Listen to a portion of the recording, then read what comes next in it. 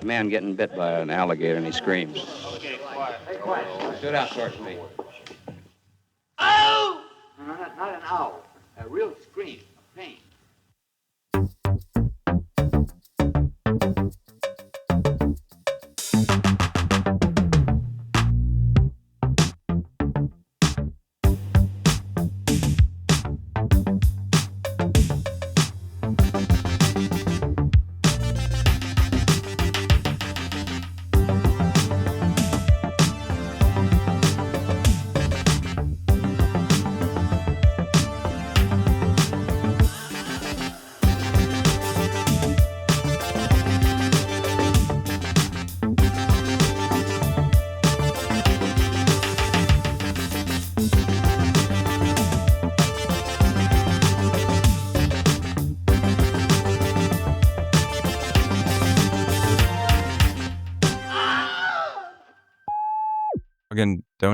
It's like Hagen-Dazs.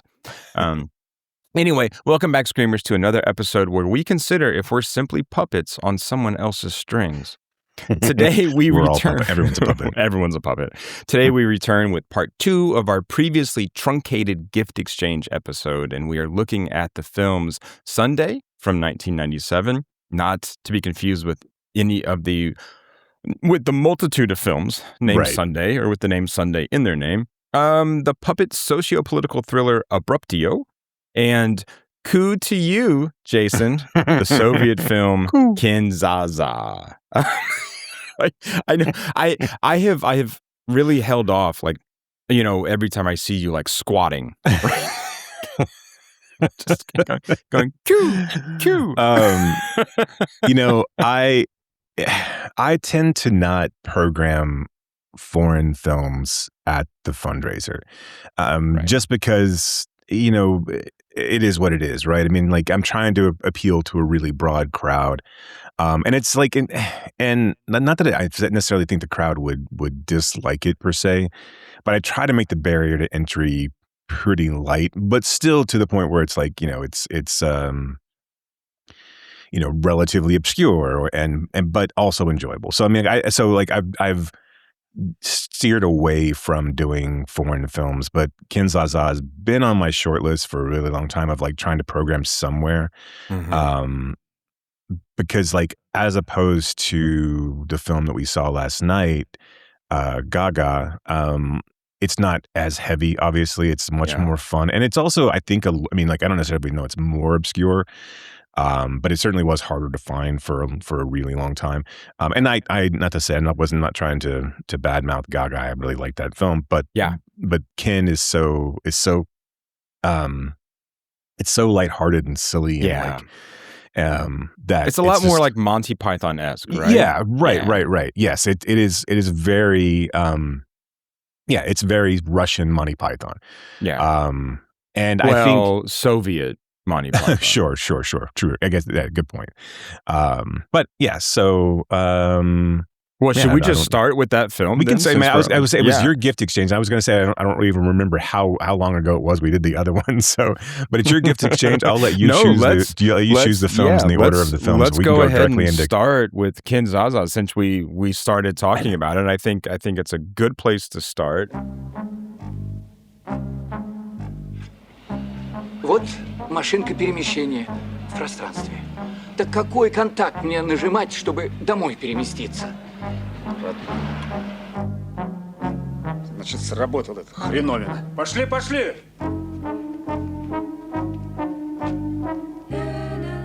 Тихо.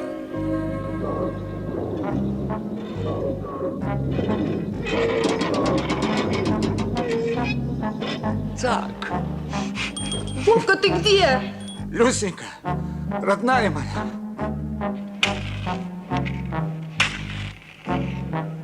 Катя, давай спичку.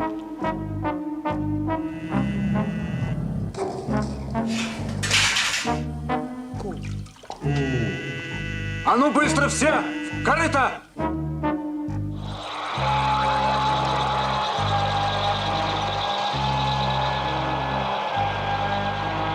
Это планета Плюк.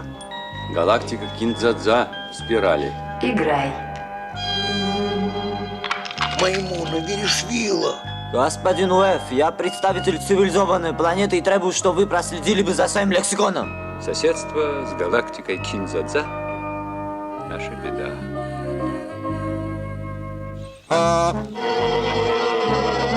Дядя Вова, давай еще. Ку! Вот вывези нас отсюда, а ну тебе ку. Встать! Скрипка! Ку!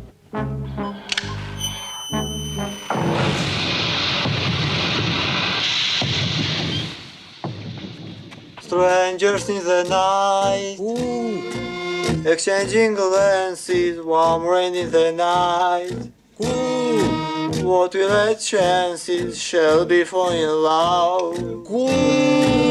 In love before. It is definitely, I think, the lightest of the, Of the three, right. three. So the log liner, the synopsis is 2 Russians push the wrong button on a strange device and end up on the telepathic planet Pluk with its strange societal norms. So when did you first see this? Because I remember reading about, like, I think it was Deaf Crocodile that put out like a Blu-ray of it, and that was the first time. And I mean, I had kind of known about, I guess, maybe like the lore behind. Just, I mean, that it was this film that was was supposed to be really amazing and was like hard to find, et cetera, et cetera. Yeah, and it was one of those ones that, like, it I don't really remember when it came into my consciousness. Since I've been doing the fundraiser, I'm constantly like looking through like strange film guides and like the weirdest stuff you'll ever see, and and then trying to like marry it up with the vibe of the fundraiser. And so this one had come across I mean, I'd been aware of it for a little bit, probably not. I mean, like, I think it started to come back into like the consciousness in like in 2016. There was a Little White Lies article, but I wasn't aware of it then. Yeah. And then trying to find it prior to the Deaf, and I don't know when Deaf Crocodile put it out, but it was only like a couple years ago, right? It was like 2020 or something. Okay, wasn't it? so maybe it was but somewhere around. I mean, Right. it may have been later than that, so it may have been closer to like today. But prior to that, you could find it, but like the subtitles were shit. Like, and it was really hard to like. And this is one, like, even the Deaf Crocodile subs are good, but like, especially at the beginning when they're walking and they're subbing the credits, they lose some of the dialogue, and I'm like, I'm not sure why you're subbing the credits here. Right. It doesn't make any sense, like why you're subbing the wrong thing. And I mean, I'm sure there's a reason for it. I don't know what it is, but I'm sure there's a reason for it. And so I guess there's a reason for everything, even if like, right. that's We're kind just of lazy, bullshit and to like, begin with, right? we prefer to give credit where credit is due rather than listening to actual. And like, you just learn Russian, or it's fine. Yeah. And so. Yeah, I probably around that same time frame was that the Blu-ray came out, was kind of when I started to become like aware of it and like had seen it.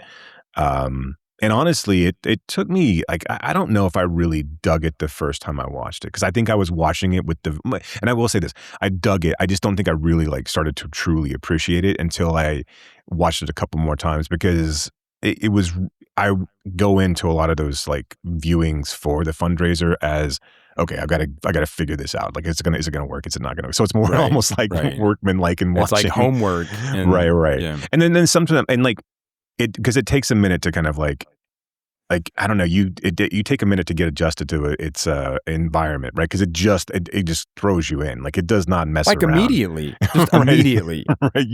You see what you think is a homeless person wearing weird like skin-colored socks, and they press a button, and then immediately it's basically they're on Tatooine, and it's C-3PO and R2-D2 wandering the desert essentially. So and then the alien C-3PO and R2-D2 come up as well. So it's right. I mean, this is a film that was inspired by both Kurosawa and George Lucas. Mhm.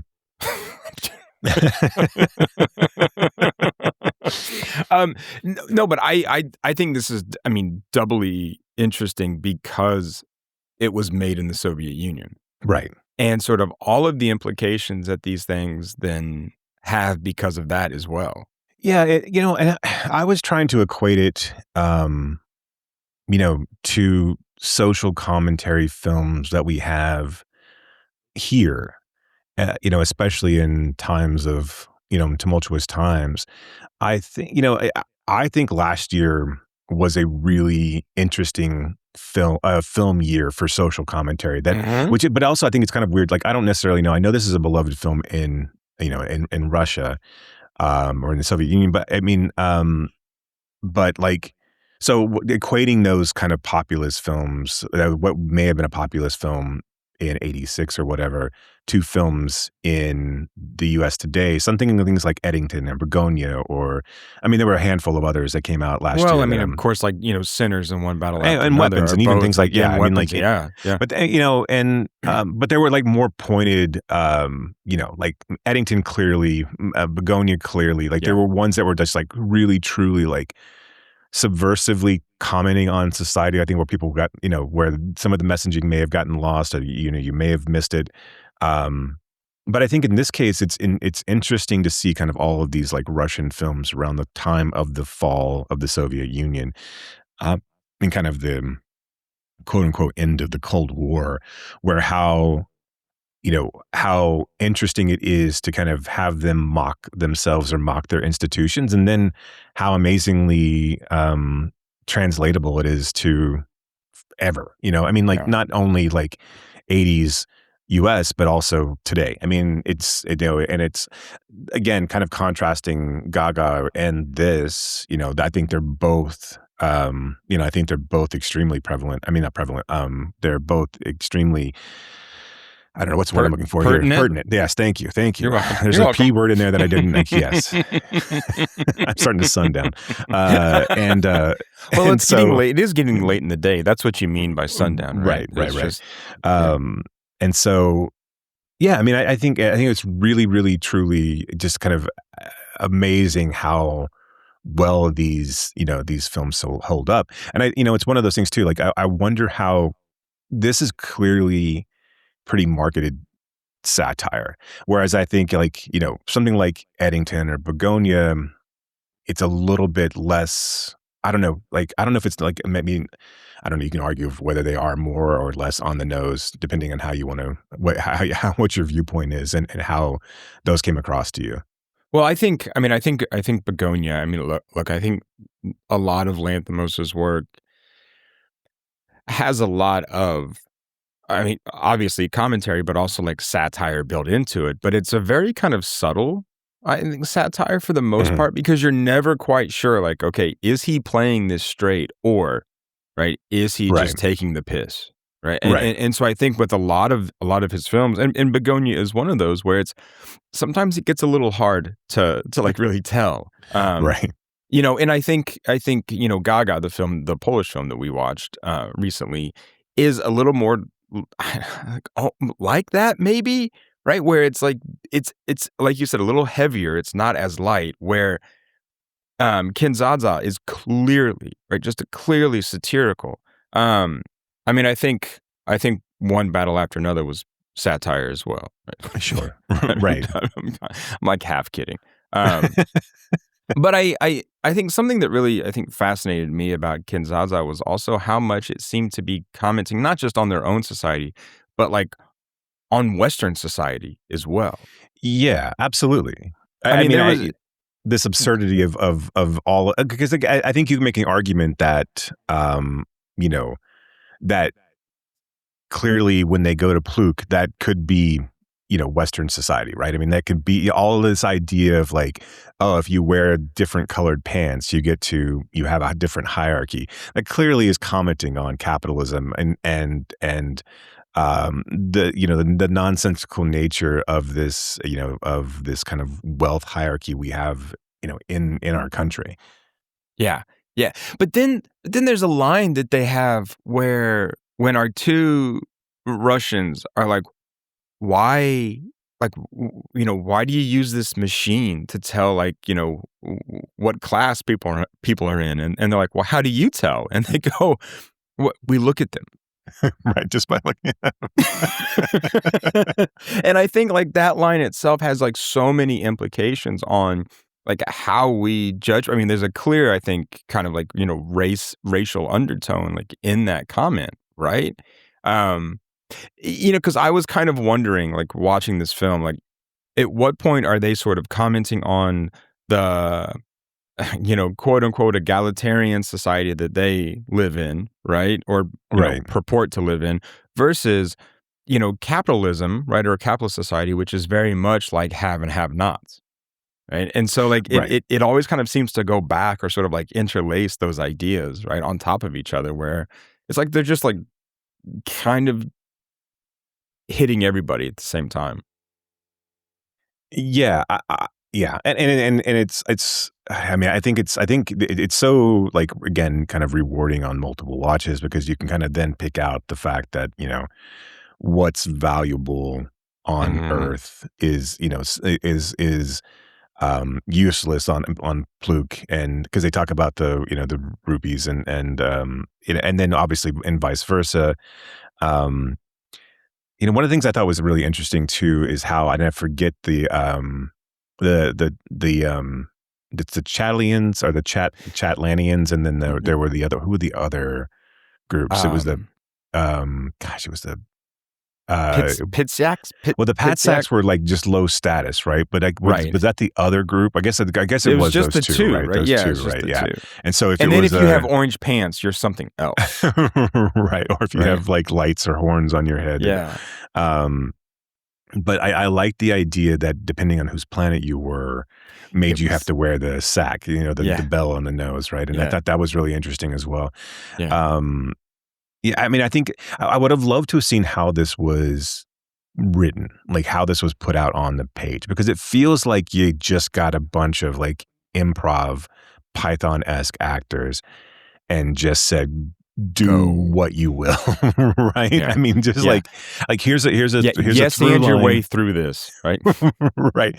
And dress however you want to dress, come to the party, like we're going to just film this. I think that's the other thing that like really kind of like I think gets lost maybe a little bit in the satire is just how well shot and how really beautiful this film is, even on its low budget aesthetic, how the landscapes are amazing. I mean, how it does kind of have like that George Miller-esque, like obviously Mad Max is a a clear tie-in, but also there's none of that like ugliness in a way that you would expect a pseudo post-apocalyptic like bizarro land to have. It's all relatively friendly. All of it is all of it is just kind of accepting, like when they play this song about when they're singing the mother song, and how they all just like fall in love with it, and they're like, yeah, if we can just sing that across the galaxy, we'll own the entire planet.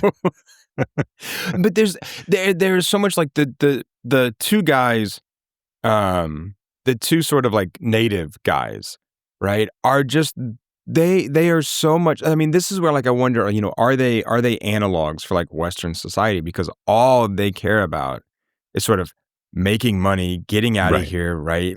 They screw over the Russians a number of times, right? And then the Russians still try to like save them from being killed, or like put in a coffin for like 100 years or whatever. Right? They always go back to help. Yeah, to the detriment of themselves, right? Yeah. Because when the time traveler comes back and says, "Hey, I can take you back right now to where you were," and he's like, "Hey, I can't." Yeah. And the architect's like, I can't do it. I can't leave them like that. Yeah, we can't leave them. Yeah. Yeah, I mean, I think it's a really important and interesting point the film makes, is that like this idea of leaving, even if it is a foreign land, like recognizing the humanity out of all of this, nonsense and pomp and circumstance that means nothing that we do, but the true connection, regardless of how, because you forgive people of their, transgressions. Well, they're not only their transgressions, but also like it's a message of like, I don't necessarily understand their customs or their culture, but at the heart of it, I don't want to see them come to harm especially because of something, because I introduced myself into their world and really kind of set them down a path that they ended up in a in a box full of nails, laying on a box of nails. So I thought that was really cool, and I love the way that this film wraps up. Spoilers, obviously, they go back to Earth. They don't recognize each other. So there's two like Earth characters. They get transported after all of this time, transported back to their original timelines on Earth, and then like a maintenance vehicle comes by with a spinning light, which on Plut would have acknowledged a higher being, and they very quickly like both kind of sit down in the way that you're supposed to sit down, and that they recognize, they've gone through this together. I think that's a really a fun way to end this movie. And they just point at each other, and it's great. There's some Russian doll maker who has made a Kin-dza-dza, like a handcrafted like spaceship, the butterfly, it's whatever however it's translated, and then Bai and Yuf, and so like I don't like it's like a custom made thing, and it's really cool. I don't know if he's still selling them or not. I mean, you have to reach out to him. So you have to find one. I can see some empty space on your bookshelf where it would perfectly fit. Yes, absolutely. You mentioned Mad Max, and we've mentioned the Little White Lies article, but I just want to like kind of read one of the things they say. Kin-dza-dza's salvage punk aesthetic, which might be best described as Mad Max meets Monty Python by way of Tarkovsky, which I think is pretty accurate. I mean, really, for this film, that is about as accurate as you can get. And whatever influences that were on it, I mean, it had to have influenced, filmmakers. Like it just feels like a Buckaroo Banzai kind of like. And there had to have been like there's a lot of like 80s sci-fi that had to have stolen from this. And I'm not necessarily saying that. I mean, like Miller would have, like Mad Max would have come out before this, but I mean, I don't know. It just shares so many of the same, markings that a lot of these other films have. That, and especially, I mean, clearly, I think this was obviously clearly inspired, probably by Hidden Fortress and probably by Star Wars. Not quite by Spaceballs, but or even like a kind of Dune film. I mean, I don't know how much of like of a when was Jodorowsky's Dune? When did he try to do that? I'm just wondering. Yeah, I forget exactly when that was, but you could see, I think, kind of hallmarks there too. I like also the theme of having used up all the water, and the only way to get water is to like distill it from fuel, right? So this water, the water that they use to make the fuel, now you have to use the fuel to make the water. And I thought that was a really great kind of through line throughout the thing. I'm trying to think. I mean, I all of it, I think, is, I mean, like I said, it's a 2 hour and 13-minute film. I don't ever feel like it really ever feels like it drags at all. I feel like it moves along pretty crisply. It's funny throughout. It's not like it's laugh out loud funny in a lot of, but it's just so charming. And it's, for the type of satire it is, it's not cynical in a lot of ways, that like a lot of Gilliam and Monty Python stuff is. It always still has kind of almost a Pollyanna-ish way of looking at the world.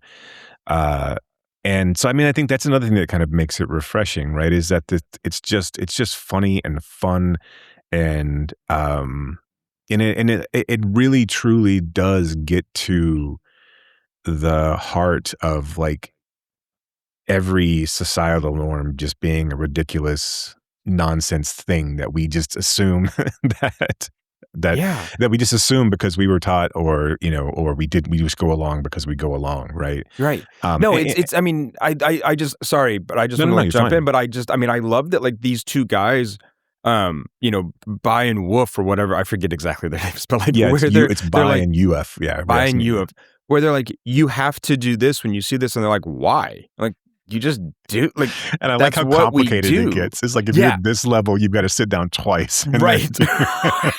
Right. But I mean, again, it just calls attention to like, wait, why do we do these things that we do? And even if we look around, and again, like us being in the United States and then in Texas, I mean, there's like a couple different layers, right, sure. of different sort of like cultural customs. So I mean, like just even going from sort of country to country, right? And this movie takes it from planet to planet, and how things are just so bizarre and just tropey and constructed. Right. And I think I'm really glad that Deaf Crocodile had taken it on to like kind of to basically put out a really nice version of it with, the subtitles as they exist. Because I think the translation's really well done to the point where like they talk about how if you're well-to-do enough, you get the honor of wearing gold pants, or if you're even more well-to-do, you can wear maroon pants. And if you're even, and I like the phrasing of that, of like, if you're at this stage, you have the ability to then wear something stupid, right? That denotes your place in society. I think even a lot of that look stuff, like a jackass, right? I think a lot of that is really, really. I don't know. I think that translation is important, but and the rest of it, I think just the overall kind of like that again, that kind of like what Little White Lies said, that kind of punk rock aesthetic. And the special effects being, I think, really good, but also having that kind of,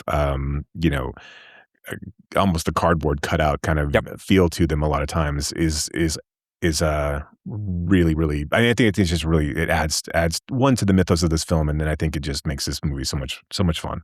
Yeah. And like you said, it makes it that much more charming as well. Right. Right. And had you seen this before? Sorry, I didn't mean to step on you, but okay. No. Like I said, I had known that it was a thing, but I had not sat down to watch it. So I'm glad. And it's on Tubi now, but like even before, I don't think and I think that's only relatively recent. And there's a lot of Deaf Crocodile stuff on Tubi actually as well. But yeah, so I mean, like it's readily available. I think it's one of those ones. I think it'd be really cool to have a revival of sorts, and like can kind of get a push to be theatrically released, because I think it'd be there's a lot of things I'd love to see this. I'd love to see this with a crowd. Oh yeah. And that's the thing. So I think one of the things I was trying to like get to, and I obviously get derailed when I talk out loud, but is when I was talking about like doing research for this, and like again, I don't necessarily know if it's completely right for the fundraiser, but I would love to have it at the Modern and just to see it.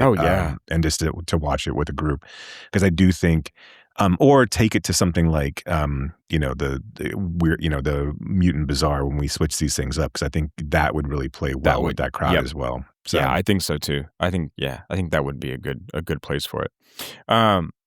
Go out there and watch Kin-dza-dza. You have no for free right now. You have no excuse now, right? You have 133 minutes to spare. Everyone does. No You're one's not busy. doing anything. No one's Throw in busy. some laundry, and then press the button and come and watch. Yeah. Look, I don't want to hear this shit about like, oh, I'm working or I have other things. You're fine. Look, no one is everything. busy. Everything will wait. No one is. Everything busy. can None wait. of us. None There's of us have nothing that's important going that's going on. God. No, it's fine. There's nothing going on in the world.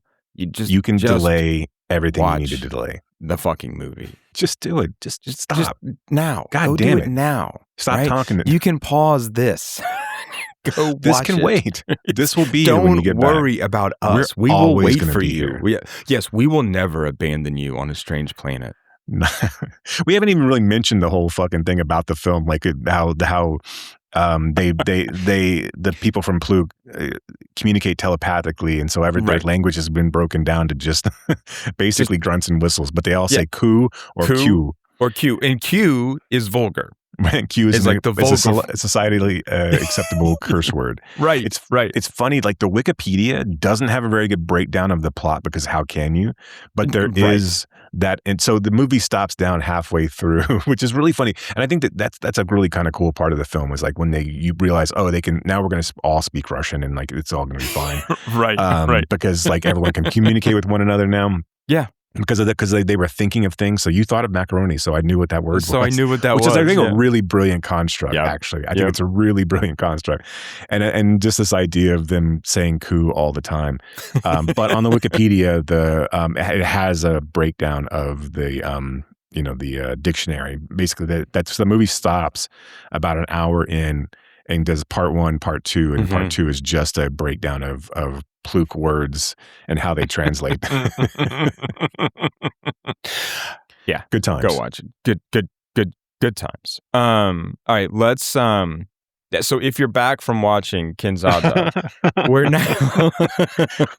we're now going to talk about Abruptio, because I think we both, or maybe just like watched Sunday, the more recent of the three. Probably so. Yeah. So I wanna save that for last. So I wanna go ahead and jump into Abruptio. And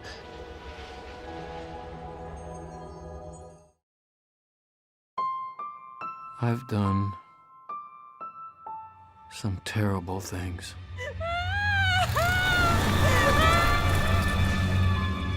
Things I didn't think I was capable of. How do you know it's a bomb? Les Hackle, will you come with me? You're here to provide your confession. I haven't done anything. Have you ever felt that, Lester? An emptiness that you can't fill?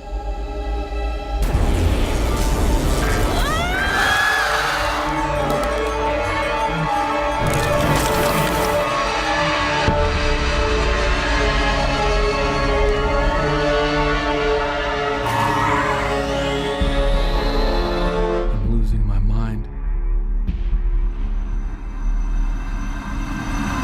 Is there a blessing we should say or something?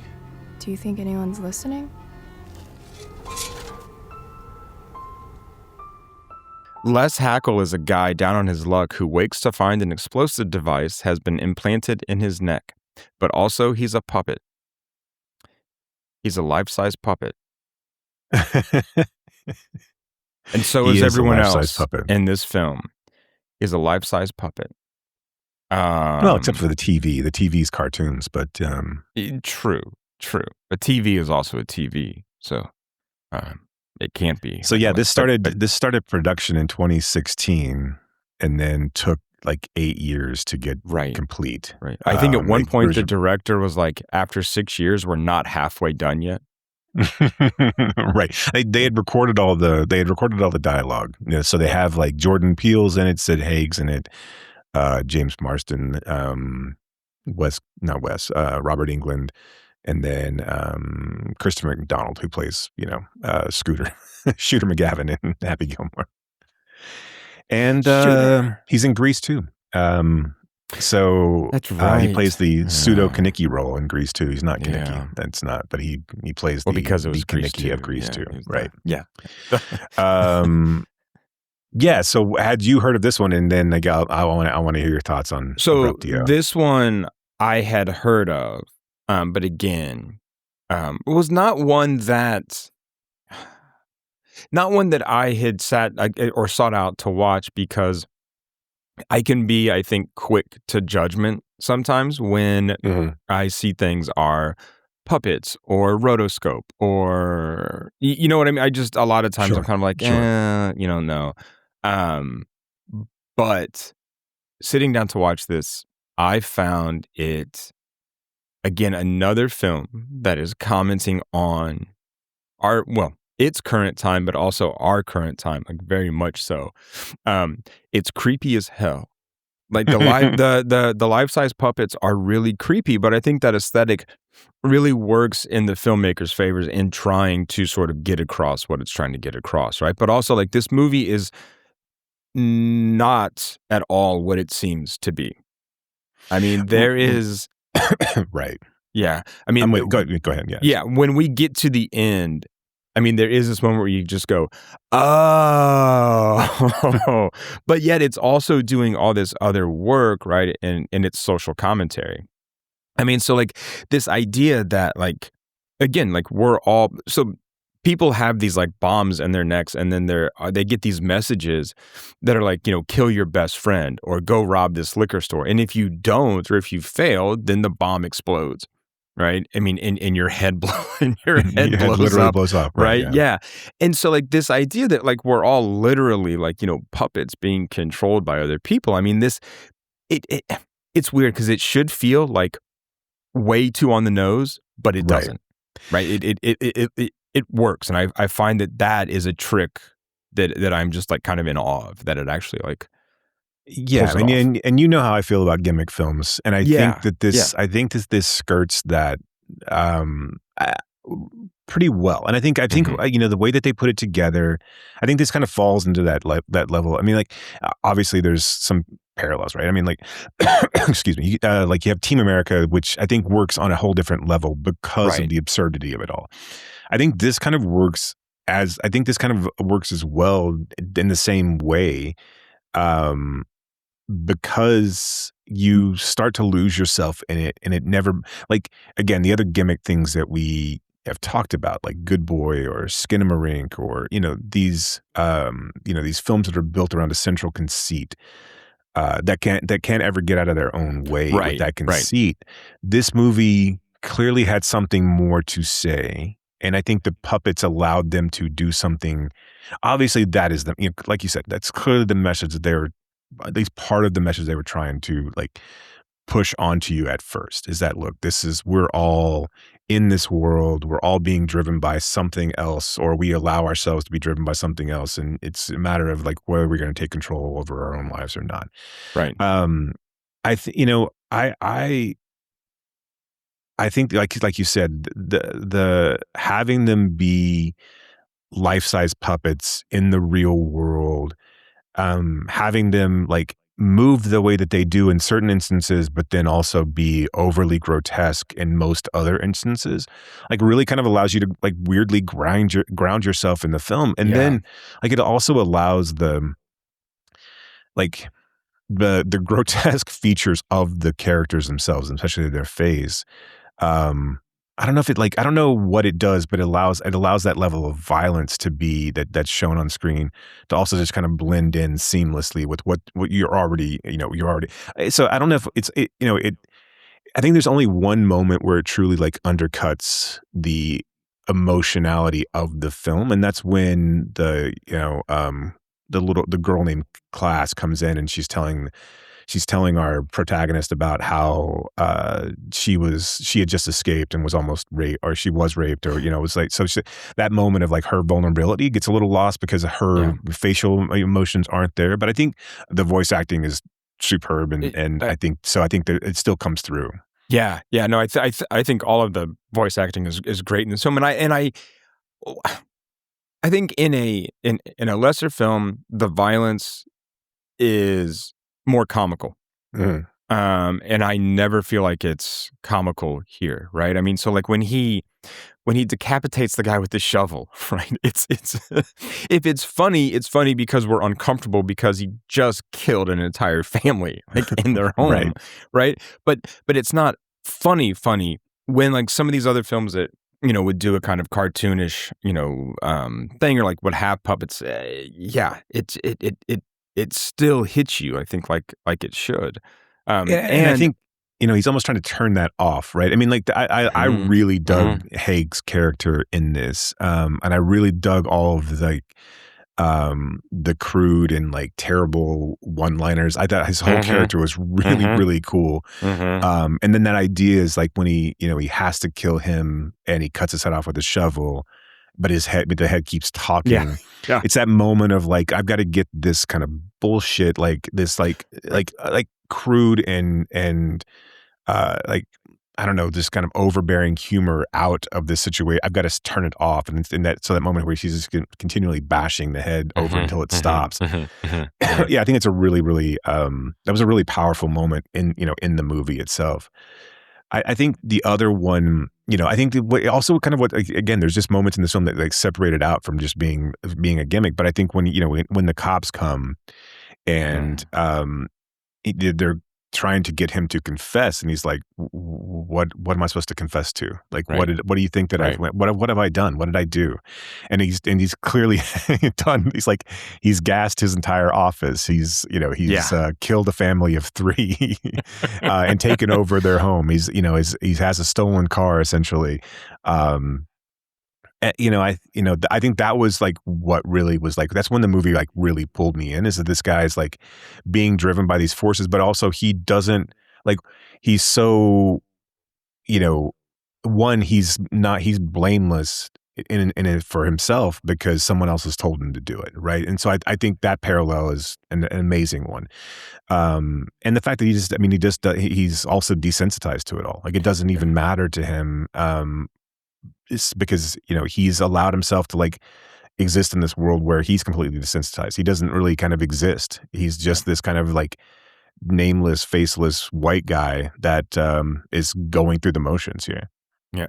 And it's kind of at that point where the movie turns too, right? Where the movie starts to kind of lean into something else. And it's also the point where we fully kind of see his desensitization, right? So he starts to act different with it's Chelsea, right? Yes, Chelsea classes her, right. And so like he starts to act different, like towards her, right? And then when she, is told to kill him, he, is able to kind of, kill her instead. But he's become hardened, I think, like right before our eyes, kind of throughout this film.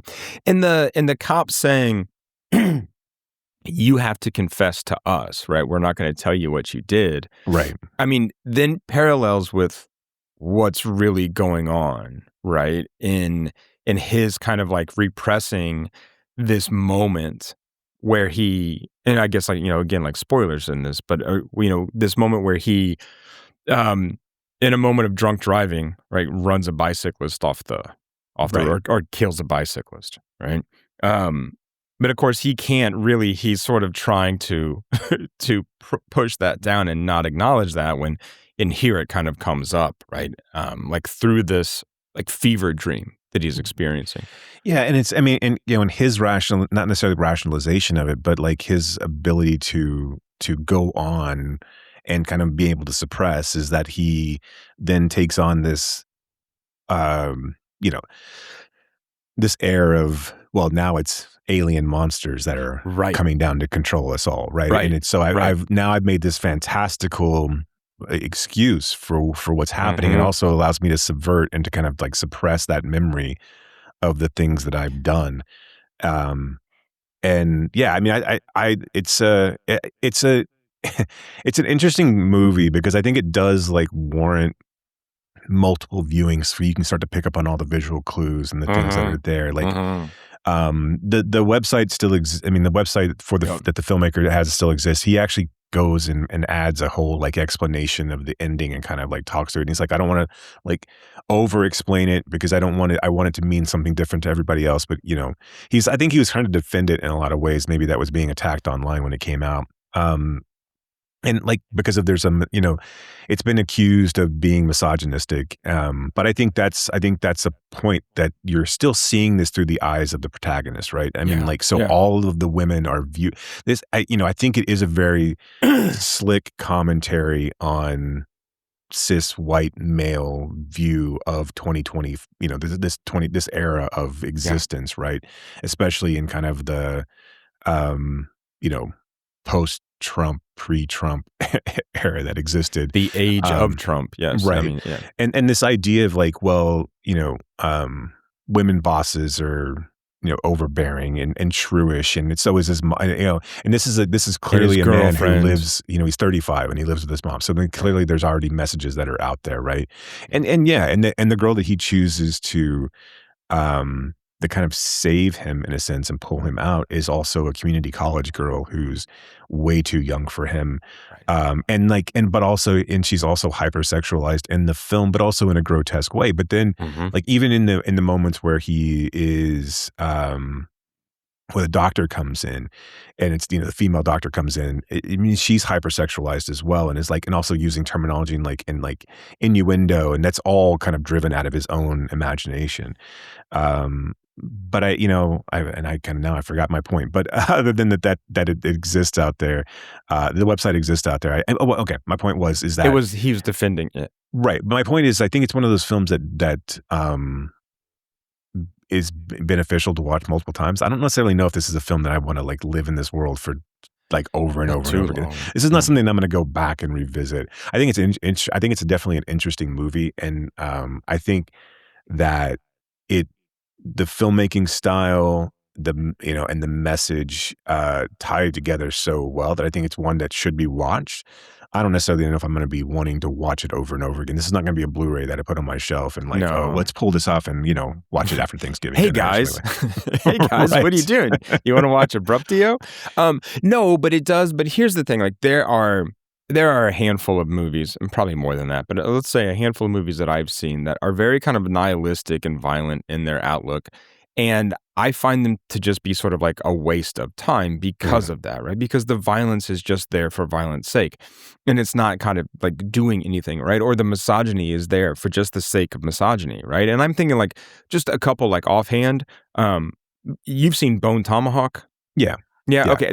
That's one to me that is just like, this is just this guy kind of wanting to be hyper-violent on screen, and I don't think there's like much else to it, right? And I mean, well, Cell Block is the same way, though, right? Yeah, right. I mean, all of his films are like that. But then also, and this was just also like a bad film, right? But The Counselor with Michael Fassbender. Oh, right. Yeah. And Cameron Diaz and Javier Bardem. Another film that is just like, we're just going to be hyper-violent just to be violent, right? And I just like don't feel like there's a lot of redeeming qualities in films like that, but this one is not that, right? I mean, the violence, the misogyny, everything that's going on there is, I think, a real pointed commentary on what goes on around us. Like you said, kind of in the age of Trump, that the misogyny that's there, the crassness, the not my fault kind of stuff. Right. I mean, this is all like through that character's eyes, and it's an indictment on this character, right? It's not a defense of the character. Right. Yeah. I mean, I use the term protagonist, but he's definitely not the hero of this story. Right. And even when he comes around, it's not like he's doing so out of some sort of like grand gesture. In fact, the movie actually even absolves him, and to a certain extent, because one, he confesses to his crime of hitting someone while drunk driving, but then the cops are like, yeah, you'll probably get a year and then you'll get paroled. Isn't that fucked up? Yeah. And I mean, yeah, it is. I mean, another one of these films, like, it's an interesting, like, it's kind of been, it's been relegated to like this kind of horror genre, which I don't really think that it is. No. And so I mean, obviously it's going to play to a certain type of festival and a certain type of crowd, but I do think that, like, again, in the same breath of like, okay, well, Begonia and Eddington are really interesting social commentaries. This one in particular is very pointedly pointing a finger at these kind of like this manosphere bullshit, incel nonsense that's going on. And again, how much, whatever. But I mean, like, it is pointing out that, that this woe is me attitude from white males is essentially bullshit. Yeah. And this idea that you're being influenced by, alien invaders or people who have some sort of like control around you who are going to try to kill you if you don't do certain things. Go fuck yourself. I mean, and I think that is a point that's not, you don't really see that in very many movies. I mean, like, and granted, relatively a new thing. So I mean, but for him to have started to make this film in 2016, I think is a really, really, really interesting timeline for putting this all together. Right. But, and it just, I mean, just to kind of comment back on what you said, it's like, I mean, he's showing us the kind of mental gymnastics that this guy has to go through to try to absolve himself, right, of what happened, right? Not just to repress the kind of like, memory of killing this person, but like, okay, no, it wasn't my fault because this, right? And it just gets like wilder and wilder and wilder in terms of why it's not his fault. And he really has no problem doing any of it. Like, I mean, especially when it comes to the absolute slaughter of dead bodies that he has to do at a certain point. And everyone else around him, the Jordan Peele character, Sid Haig is a kind of his character is basically a version of him later on, right? I mean, Right. because they're the only two that you get that kind of like, this is who they are via that scan on the back of their neck kind of thing. You get those two guys and they're basically the same, right? They're just generic white guys. But everyone else is horrified by what's going on. And our protagonist just kind of walks through the world, not really caring and like not really being fazed by it at all. It very much parallels, I think, American Psycho in that way of having that kind of same mentality, especially when you talk about the misogyny, right? It's meant to be, it's meant to kind of jar you, right? I mean, it's meant to be there as a indictment on the character rather than an actual endorsement of misogyny. Right. Which I know is kind of hard to translate sometimes, but right. But again, this is where like I think media literacy comes in handy. Right. It does help from time to time. Yes. Yeah. Sometimes. I don't know. Yeah, I really dug this film. Again, I'm glad I was worried. This was when I was like, all right, we'll see how it goes. Like because I mean, I think it is easy to kind of dismiss it right offhand, right? And not to say that it's what you would do, but I mean, it also then it gets to be hard to be like to get into its mindset. And but you grew up with like, you remember DC Follies? Yes. Yeah. It was on like, I mean, the same kind of like puppets that were in the Phil Collins or the Genesis video, right? These are the hands we're given, and this is the world we live in. Yes, but But I remember, like growing up, right? That DC Follies like show was on like sometimes late night, maybe after SNL or something. I forget, but and so I think, growing up looking at those puppets that weren't really funny, right? That were kind of doing something different with again like their political commentary. Maybe that it sort of feeds into my appreciation for this as well. Yeah, I think so. I think so. And I mean, I think I think the mastery of how well it's done and how great it looks, and especially in the wide shots where they're walking and they're coming in. Like I think I think all that's just really, really impressive. Yeah, it's pretty awesome. So watch it once. It's on watch Plex. It twice. Plex it is on Plex. Plex.tv. You can watch it for free with ads. Man, we should really get like Plex and Tubi to throw us some cash. Right? Yeah, well, guys, who do we reach out to? Yeah, I don't know. We'll have to look into that. But then, do you really think we'd go through with it as much as we talk about kind of like anti-capitalism sort of mindsets? I'd probably look at the end of the day, I'm a whore, so maybe. Right. If it allowed us to do this like full time, where this was it, then I absolutely would. I mean, what? Because here's the thing: people just said no, that we never want that to happen. Right, we never want you guys to do this full time. But here, look, I don't. And again, it's difficult to truly understand. All the reasoning behind people, the reason that corporations do what corporations do. I don't know who owns Tubi. I don't know who owns Plex. But it's not like we're over here like endorsing the Klan. I mean, like we are endorsing services that we, if anything, partake the of. opposite.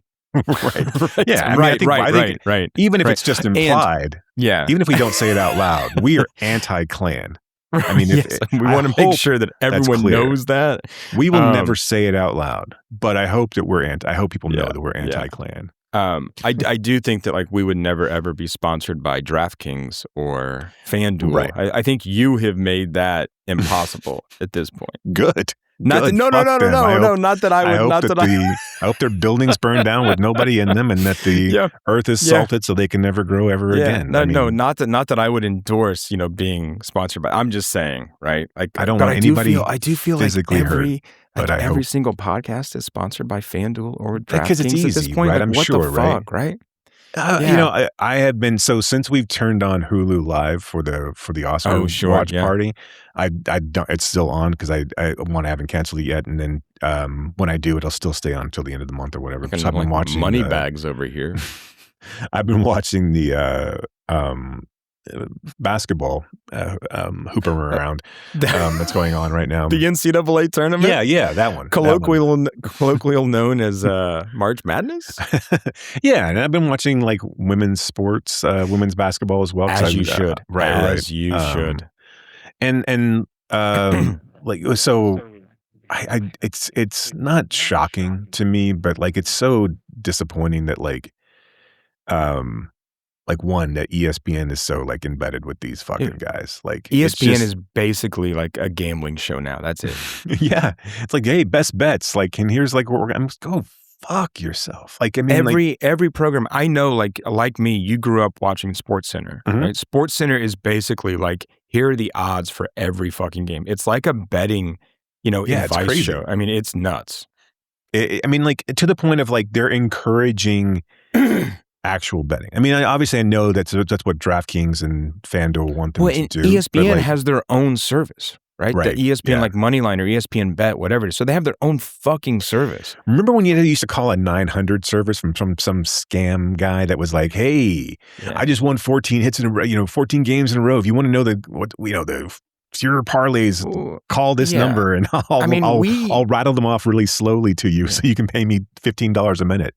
Right. It was. I mean, we would place bets with like bookies, right? I mean, just like a guy, right? A guy, and like this was when I used to bartend in like a neighborhood kind of like beer and whiskey joint, right? And so the bookie would come in and give me parlay cards, right? If anybody wants a parlay card, they're in this envelope, right? And I'd put it behind the bar, and people would come and go, "Hey, you got a parlay card from blah blah blah?" I'm like, "Yeah, here you go," right? And then put him back in there. He'd come in. "Brock, you got those parlay? Here you go," right? And then he'd come in with a brown bag with envelopes and like money if people won. And then I would hand them back out at the fucking bar. And then you'd collect. You'd be taking the bat to people when they got to be too far in the hole. No, not me. I didn't know. That was not. But I mean, like, but that's how. I mean, like, that's what I grew up around, and now we've got like. It's so ridiculous. Well, now we've got like, Kalshi and Polymarket where we can fucking bet on when the war will end. Yeah, we can bet on when this podcast will drop, essentially. It's fucking crazy. Like, and that's what's... And the thing is, I could then bet on that.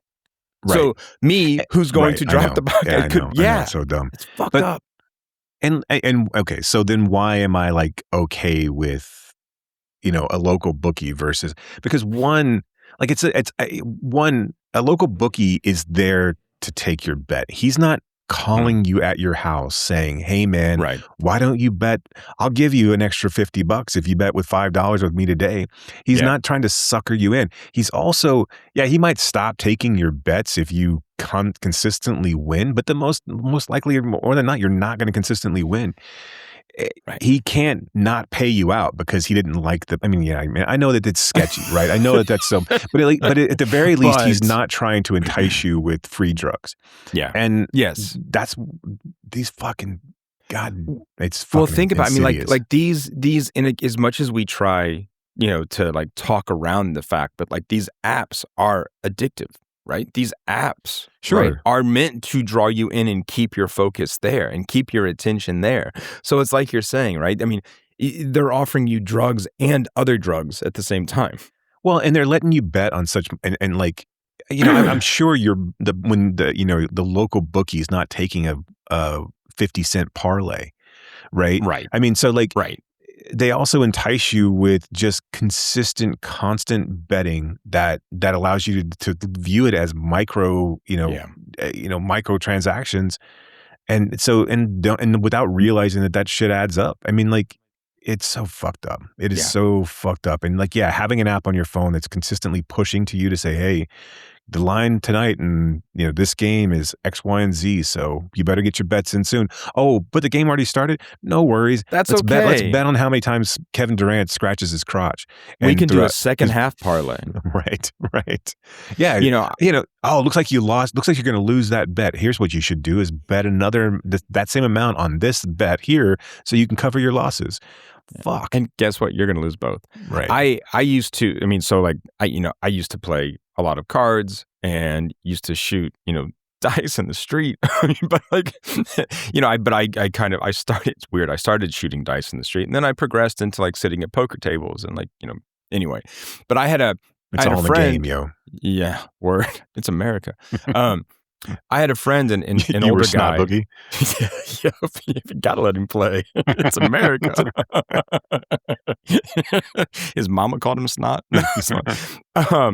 But I had like this guy was, when I knew him, probably like in his 50s or 60s, had retired from like one job and was just working part-time at this other place. But he at one point used to gamble quite a bit, and he said, look, if you can't gamble in a way where all the money is a way to keep score, then you shouldn't be doing it. Right. And I'm just like, yeah, that's kind of messed up, right? Is that like the money is just a way to keep score. That's it, right? Like today I'm winning, tomorrow I'm losing, right? I mean, which is such a different, mindset than something like California Split as well. But like it was, Right. it was that idea. Okay. We should stop talking about gambling. We should. And we should start talking about houseplants that walk down the street all by themselves. So let's talk about the movie Sunday. Set in Queens, Sunday is a dark comedy about an unemployed, homeless, former IBM employee mistaken by an aging actress for film director Matthew De La Corta. Yes, not the right actual summary for it, but sure, whatever. We'll go with that because it's what's written out. So here's the thing. That was kind of from like Wikipedia. Right. And because on IMDb, it was just like this huge long summary. And I mean, I could read that whole thing, but I thought I'd go with something short. And it's kind of true, right? He's a former IBM employee. He lives in a homeless shelter. I mean, maybe not. Maybe he is actually the director you think he is. Don't get too far ahead of yourself. Don't jump ahead. Right?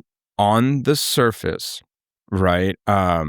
David Suchet is those things, right? Former IBM employee in a homeless shelter, right? Lost his job and is mistaken by, right, this actress, right, for someone else. Now, yes, we're never quite sure what is truth and what is fiction, which is one of the things that makes this film so fucking good, and that I cannot believe more people have not seen this and don't talk about it all the time.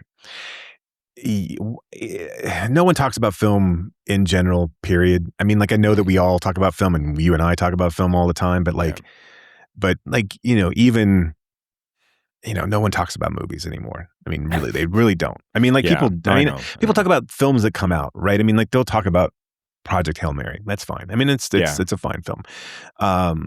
But it's not going to last. It's not, I mean, like, Gosling comes out, and again, I know this is not about Sunday, but Gosling comes out and it's like, I want to make this movie about, I want to make an E.T. basically for, from my fan, this kind of positive fan. That is a great, noble cause. This is not going to be E.T. I mean, there's no chance of anything being E.T. again. Right. Nothing's going to hit that zeitgeist again. There's too many things. Like, we don't have to sell out these theaters. We don't have the attention span to make this an E.T. Is Hail Mary going to fucking boost Reese's Pieces sales? Probably not. Right. No. At best, it'll be a round of popcorn buckets that are sold, and then they'll be discarded to landfills across time. I mean, like, and again, it's fine. It has nothing against the movie. It's just not gonna. Even if it was E.T., it wouldn't be E.T. I mean, it's in 2026. The idea that we could have an E.T. Even Barbie and Oppenheimer, that cultural phenomenon. I mean, like, does anybody give a shit about Barbie anymore? Was that such a fucking I still have my Oppenheimer like figurines though. My action figures, my dinner with Andre action figures. I even have the mushroom cloud, right? With real, your parents splurged for the mushroom cloud playset. Yeah, it's like the Millennium Falcon, right? It's just fucking Josh Safdie and like white, like and that white face protection. Yeah, right. It's like you have to. It's like it's so in depth. There are so many cameos. You have to collect all of those action figures, yes, right? Oh yeah, but it's just so why? But this would have been a film that should have popped. That should have made it. But I don't think like Nossiter's films don't do that. Nossiter's not really a director that does that. It has nobody in it. And it's one of those movies that like I was lucky enough, and to be honest, if I hadn't, I probably wouldn't know about it. I was lucky enough to have seen it at the Inwood back in the day. And it probably played for a couple of weeks, and that's when I was like always just living at the Inwood. So I would have seen everything that was there. And then, but it was a wild time for independent film at that time too. So like, I mean, it comes out in between your let's just say your Spike Lee, She's Gotta Have It to whatever 99, let's say to the whatever art house film in 99 would have kind of capped that era. Well, something interesting though is like, because you just said like it comes out between things, it won the Grand Jury Prize.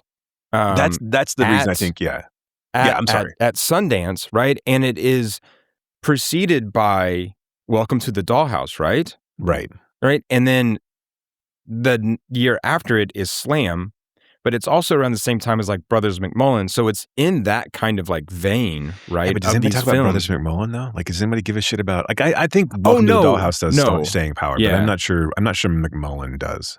Okay, I understand. I hear you. I hear you. And it was also a film of regard in Cannes as well. Mm-hmm, so like it should, like it feels like this movie should have gotten a little bit more of a award season run, right? I mean, like it's because it's that perfect kind of Oscar baity, like especially Golden Globe for Chouchette, kind of like, I mean, like nom, not wins but noms, right? Where you still kind of and then you go back and go, oh, okay, well, what was that movie like?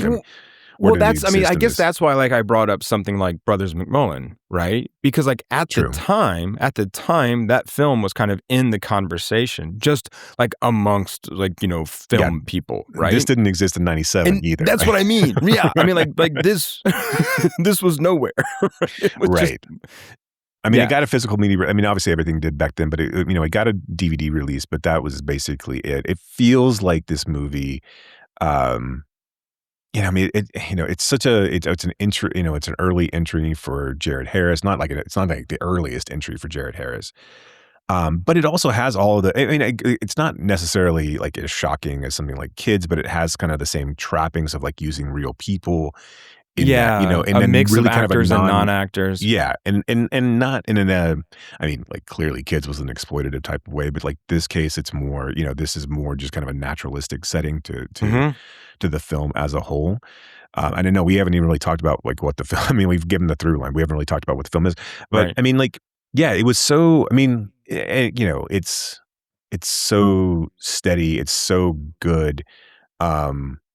And like, it also has that mystery element to it that it feels like this would have sparked a conversation about, who we say we are. What do we present? Like, how do we present ourselves in relationships? Like, what is this? What is it? How do we navigate these kind of like, these worlds where we're trying to be something that we're not, or we're trying to hide who we actually are. And I think, it's what's so interesting about it is, and again, we can get into the actual meat and potatoes of it, but I think what's so interesting about it, is the third hand of this film, which is her husband. Yeah. Which I think is also, I think that's a really, that's what kind of puts this over the top for me, is that it's not just about, aging people trying to either reclaim or, redefine themselves because of the situations they find themselves in. But it is just about this entirety of like how we manipulate and how we how we try to drive situations to our benefit. And Marcy's totally on board with what I'm saying. So that's good. Yeah, Marcy was upset she didn't get to watch it with me. But to add on to what you say, there's also this through line of how easy it is to fall from a kind of not even great heights, just any kind of height, right? So even if we take like on the face that our character Oliver / Matthew is who we're supposed to believe he is, and that is just a kind of man who lost his job, etc. Part of what this movie talks about is how quickly, right, things go. You can go from having a good job and a good family life to being in a homeless shelter, right? Right. In this country, right? How quick, right? It goes from there to there, right? And again, with our aging actress, right? How fast she goes from doing Shakespeare on stage to being offered female zombie roles, right? That don't talk, right? So, Yeah. I mean, I think that's another line there, right? And I do think like the husband and the manipulation, but also he's the guy that calls people out on their bullshit. Right. Now, I mean, he can't admit his own bullshit, right? But, right, he's just like, look, I know you're not who you say you are. And I know that you're lying to me about these other things. But also, like, he's such an ass, right, that he can't do the same thing. But it's still there. But I think that's all part of it, too, and part of how we navigate, right, this world, or like the new worlds that we find ourselves in. Yeah. So the movie starts off with us kind of like almost a 10-minute session where we wake up with Oliver, but we also wake up in this kind of halfway house for unhomed. I guess like they're men that don't, they're unhoused. Unhoused. Like, yeah. I saw this comedian was like, you can't say homeless. And she's like, I don't think their problem is marketing. It was a funny joke. It was like,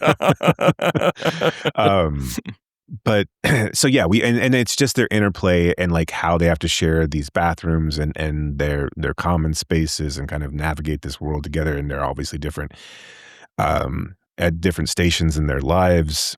And then so once we do that, we kind of come back to them, occasionally throughout the film. We're kind of peppered with going back to them and their commentary on the situation as a whole, but they don't know what's going on with Oliver's day necessarily. They just know, they just talk about him a little bit. He's sort of like the least liked in that small community. And I think the big thing is that they're all like, he thinks he's better than everybody, right? He's got a Lysol can that he sprays on stuff, right? And he keeps it to himself, which I think which is hilarious. I mean, especially as it comes back in the end. Right. Yes. And then we cut to, like you said, a plant walking down the street. And then these two characters meet. And then one of them is Madeline, who, like you said, is a aging actress. And who come to find out that she, basically saves plants who are kind of down on their luck and dying. Yes. And make the argument that that's what she's doing for Oliver. That's what she's doing with Oliver. Yeah. She sees him across the way. And she recognizes him or misrecognizes him as a director of that she had met in London at one point, and he goes with it, and then the story's on, and then we just kind of follow them throughout this day, where they are just kind of two people who are needing to be seen. They banter back and forth. They talk about they kind of talk around who they actually are. They tell each other stories, which leads to a very realistic and kind of abrupt but gentle lovemaking session on the stairs. On the stairs, on the landing. Yeah, right. Is that moment or the moment in History of Violence the best use of stair sex in a film? I will say that there's only one answer: Maria Bello. Right. I will say that well, okay. So there's another one. Isn't there one? No, I was thinking Less Than Zero's outside on a chain link fence. Yeah. And that's a little bit different. Yeah. That's Jamie Gertz. That one's quite slightly different. Yeah.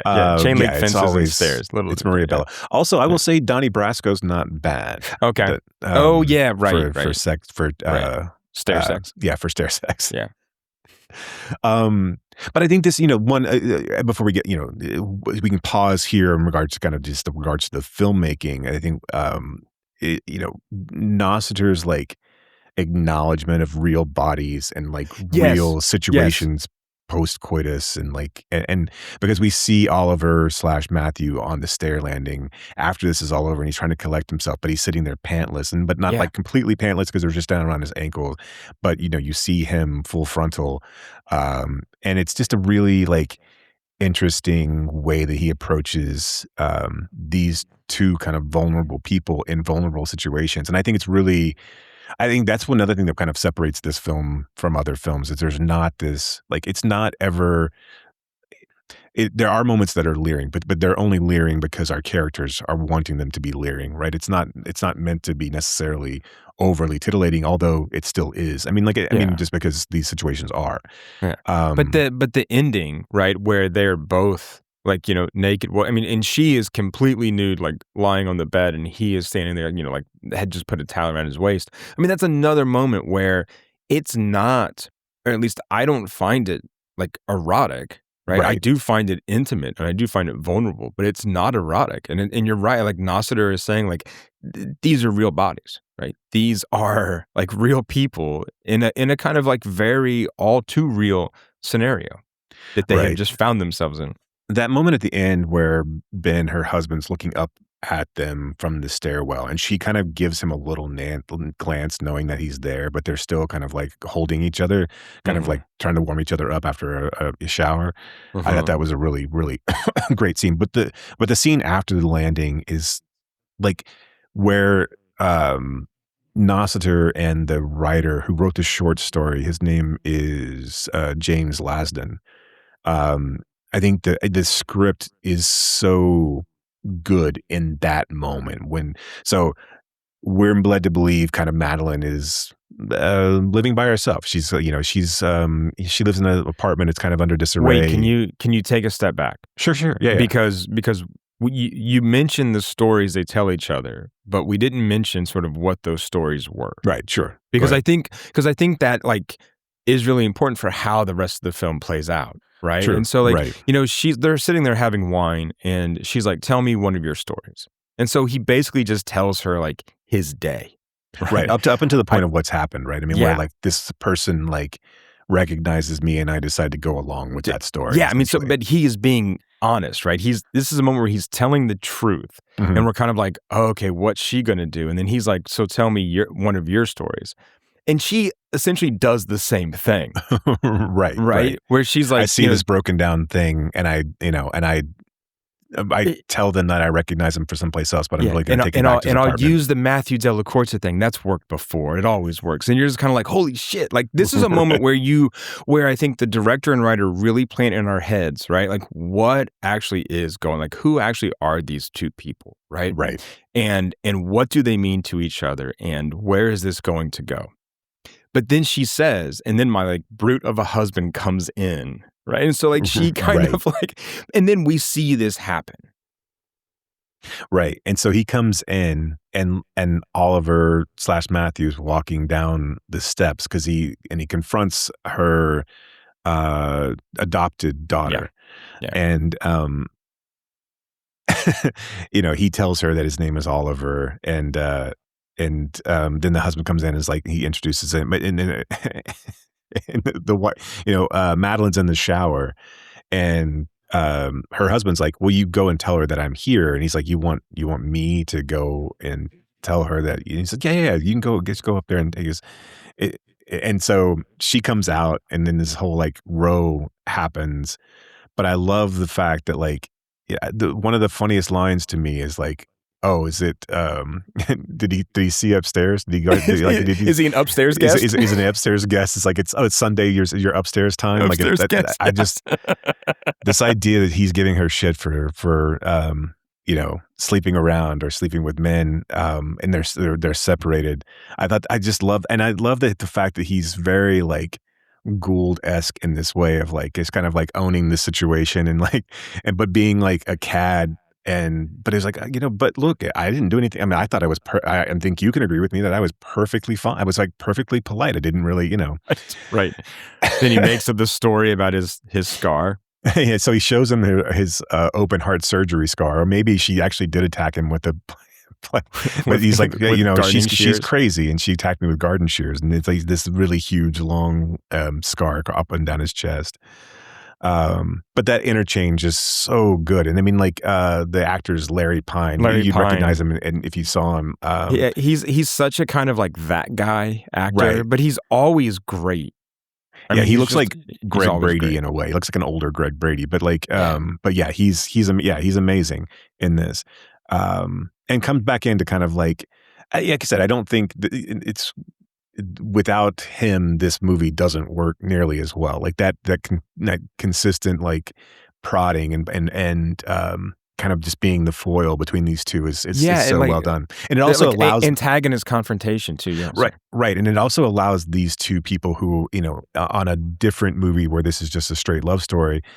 Then there's some sort of made up nonsense that splits them apart, right? This doesn't have to happen that way because you have him in there to kind of interject. So there's not a break and then they come back together because of some contrived nonsense. You just have her ex-husband or her current husband who's separated, her coming in estranged husband, right, doing all that. Yeah, I love the kid too. Like, which is like, he didn't say his name was Matthew. Like, he didn't mention the plant before. I don't know. Like, Oliver's not the name of the plant. And she pulls out his wallet at one point, right? And even when Madeline like takes the wallet from her, you see this moment where she's going to open it and then decides not to, right? I mean, again, the writer director telling us maybe she just wants to go along with this, like, for the day. There are so many times where he confesses to her like the truth or the truth on paper, right? And she just won't believe it. Right. He's like, yeah, I live in a like homeless shelter. She's like, you're doing that for a movie? That is dedication. Right. And you're just like, what? She is just constantly making up, right, reasons for her to continue to believe that this is, actually Matthew de la Corda. Which again, maybe it is, right? That's something I love about this film is that like I'm never really sure. Right. And I think I think that's the one thing that kind of like, again, like this movie does a really good job of like weaving you back and forth between is he, isn't he, is she, isn't she kind of, or, is she, isn't she kind of situation, because at the end of this movie, her husband goes in and like prints out all these like on this long fax paper. He has this thing faxed to him about Matthew de la Corda's movie, and it comes down and it's like, it could be him. It could be him. It right. looks like he's just a generic looking white dude who's kind of balding and like, and so we don't really ever know whether or not. Because I mean that picture is not great resolution, and like as you're looking at it, you're like, that okay, like wait, am I supposed to think that really is him or not? And then we cut back to the halfway house, and all the men are talking about, man, I thought he has all these things. He has a bigger room than all the rest of us. Like, I saw him with a big bag of money. He had a big wad of 20s. Or maybe it wasn't 20s. I don't know. Maybe I didn't see him with money. And, it's that, I don't know. It's really like all of that is it's just so well played. And especially for like an hour and change movie, like, I mean, an hour and 30-minute movie. It's like, it's so crisp and I mean, that's something that I really love about this film is how quickly it moves and how like we kind of stay with when we're with the two characters with Madeline and Oliver / Matthew, right? It's just like a storytelling session, right? I mean, they're just kind of like telling each other stories the whole time, and so it's never boring, right? They're always kind of creating and on their toes, and then we cut to like almost like a more documentary style where we see these guys from the shelter going about their day, right? One guy is doing basically karaoke on the subway. Another guy is like hanging out on the like bridge and on the street, like, and they're all kind of trying to get money in different ways. I mean, Jared Harris is like walking around looking menacing and stuff, as he does. But right, still to this day. But we just like cut back and forth, and I just think it's a really kind of interesting like juxtaposition that's showing like these different kind of lives and how close they really are. Right. And how like, again, like there's a fine line between, this and that. Yeah. But I think the style is just really compelling in watching this. And I love at the end how everyone's like bitching about like, Oliver. He can't have, the Lysol's communal property. He can't have it all to his own. He can't like do this. And so two of the guys finally go back and like they grab the Lysol and they put it out like, in public. And then Jared Harris gets all pissed off. They just took we've got to talk about this. They just went in there and took this thing that was his. And you're like, okay. Like, I just think it's a really kind of fascinating way to end this movie, right? And then we cut to like him walking down the street again. But yeah. And I think they're really interesting surrogates for the audience as well. Yep. I mean, these conversations that you'll have, right? Of like, yeah. Right.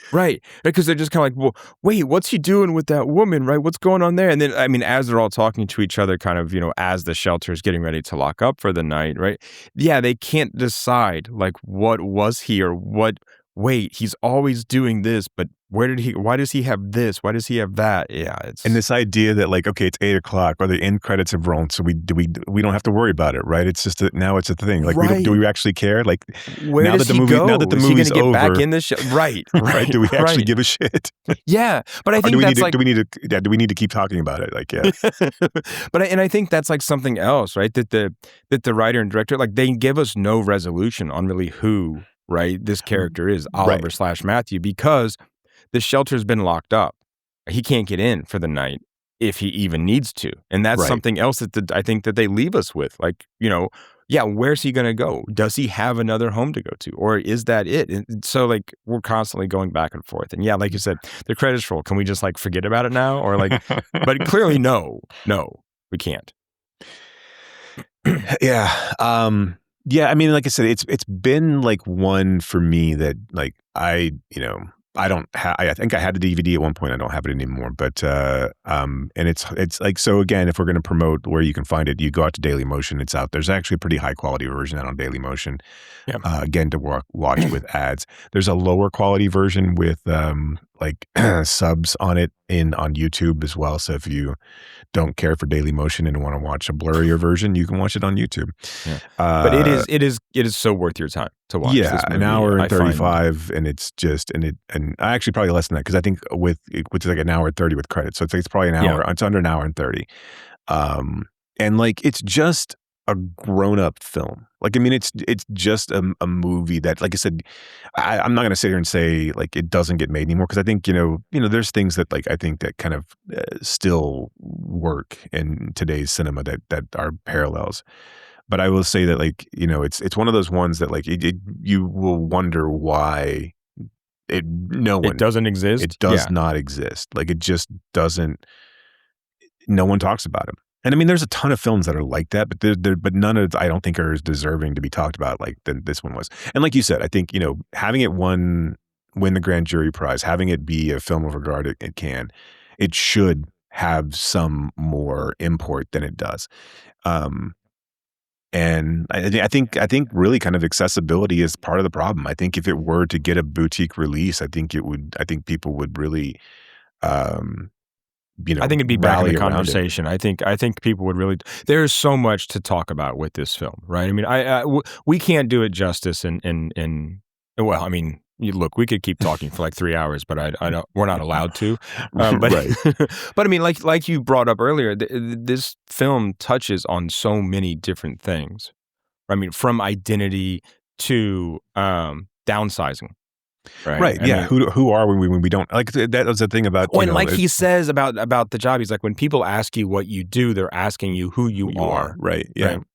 Yeah. Very profound. Yeah. We'll add it to the rotation of things to program in front of a larger group of people. But I think it'd be really cool to get it. Yeah. Again, get it in front of a crowd. It deserves to be seen by more people. And maybe we're just the two guys. Maybe to make that happen. Yeah. Okay, so thank you for the presents. I really dug these. I really dug these three films, and I mean, I think that they all are, well, let's just call them experimental in a way, right? I think that they take a very kind of like non-traditional route in the storytelling. And so I think that's something else that I can appreciate, even if like Abruptio has the most kind of like straight through narrative, I think, of the three, right? But it also has puppets. And so it gives us something new, something different. Doesn't it feel weird about Abruptio that doesn't have like more of a, I mean, especially with this being tied to horror, it doesn't have more of a presence, like something like Skinamarink or Good Boy, or like, I mean, Yeah. That it didn't get at least more of like a some this sort should of be like a cult classic kind of a thing. Yeah. Right. And it's not, which does feel strange because it's a really well done film. That is every bit as terrifying as those other films that you talked about, right? I mean, obviously in a different way, but yeah.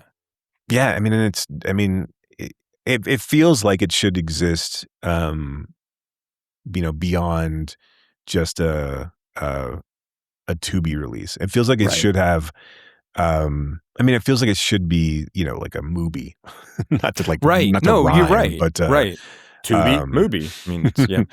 But no, and you're also, right. Mubi, if you want to hit us up with money, that we'd be happy to take that cash as well. Look, we talk a lot about your films. Mubi.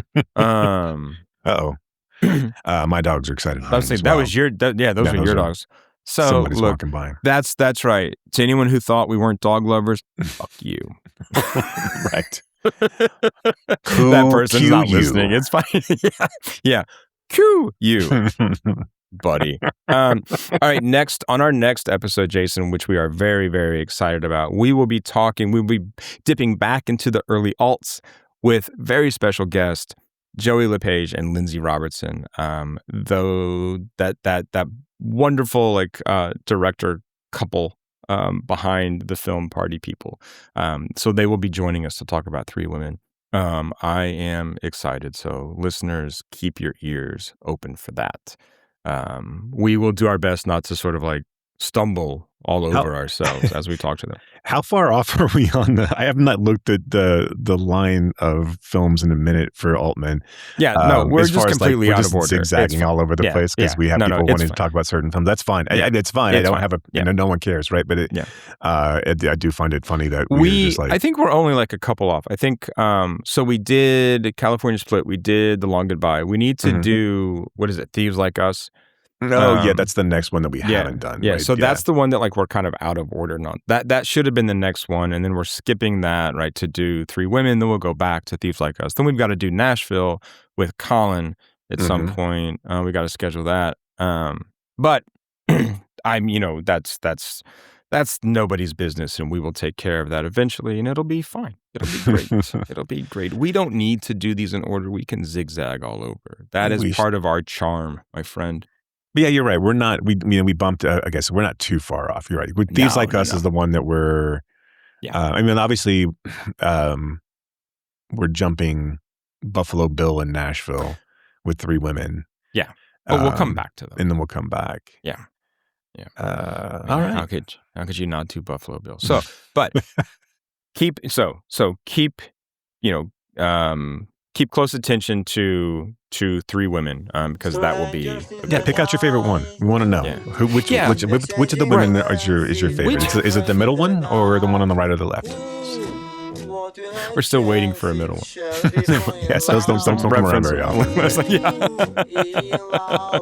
All right, inside jokes. Look. There's always going to be inside jokes. Sometimes I have inside jokes just with myself. Yeah. Oh, absolutely. Absolutely. No one else gets it, but it's just there for me. All right. Well, until next time, thank you all for listening. And keep cooing. Keep cooing.